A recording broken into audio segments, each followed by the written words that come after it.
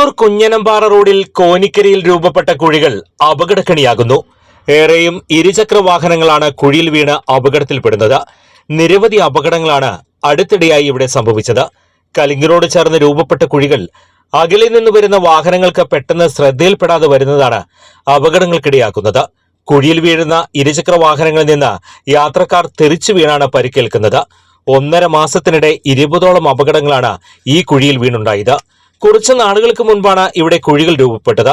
മഴ ശക്തമായതോടെ വെള്ളക്കെട്ടും രൂക്ഷമായി. ഇതോടെ കുഴികൾ തിരിച്ചറിയാൻ കഴിയാത്ത അവസ്ഥയായി.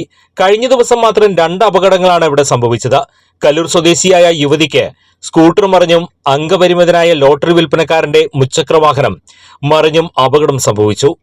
ദിവസവും ഇവിടെ അപകടങ്ങൾ പതിവാണെന്ന് സമീപത്തെ യൂസഡ് ബൈക്ക് ഷോറൂമിലെ ജീവനക്കാർ പറയുന്നു.